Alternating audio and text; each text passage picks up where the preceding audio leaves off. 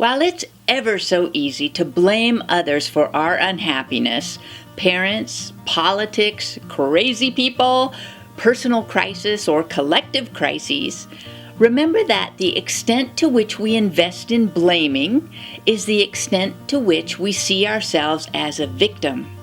And when we're a victim, we give up our opportunity to shape and change our life. We hand over our power to that other entity.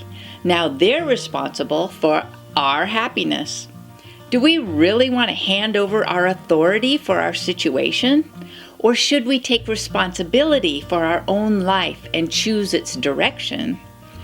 Sometimes it's a hard pill to swallow, but as adults, in the end, there is no one else choosing our life for us. Sure, things happen that we don't expect or want.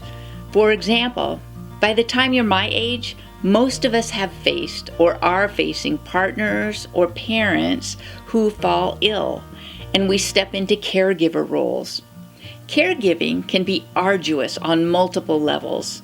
It's so heartbreaking to watch a loved one fail, and we can exceed our physical and or emotional and or financial limits. So what are our options? We can blame that person or life or God or the universe for causing our misery. In other words, we can choose to be a victim. Or we can choose life on our own terms. In other words, we can get bitter or we can get better.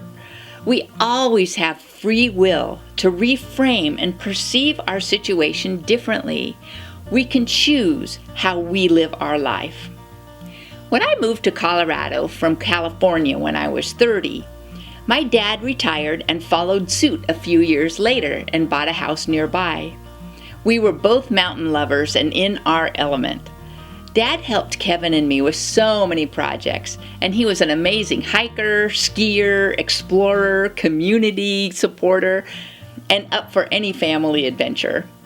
But when he was 79, he fell while returning home from his daily 4-mile walk to and from the post office. He was diagnosed with Parkinson's and slowly went downhill, eventually giving up driving, needing more and more help, and then developing dementia.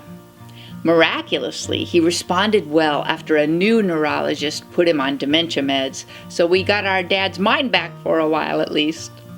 He eventually passed away at age 88.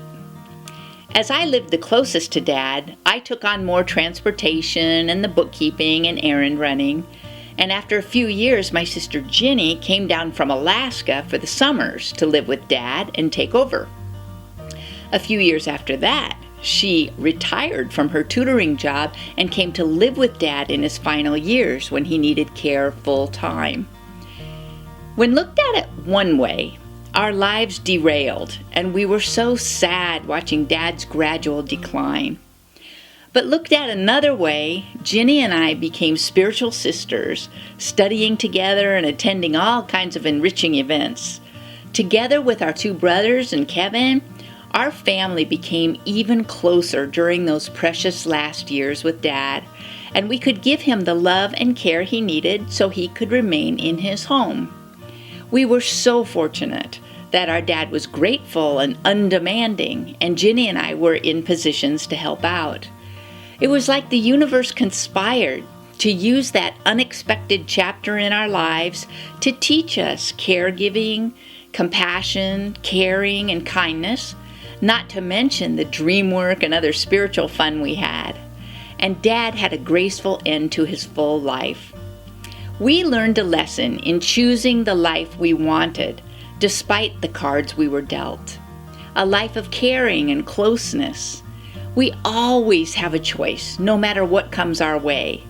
We can blame something or someone else and be a victim, or we can take responsibility and choose the life we want, the person we want to be. Remember that no one else can possibly choose our life for us, and that we always have the option to shine that divine.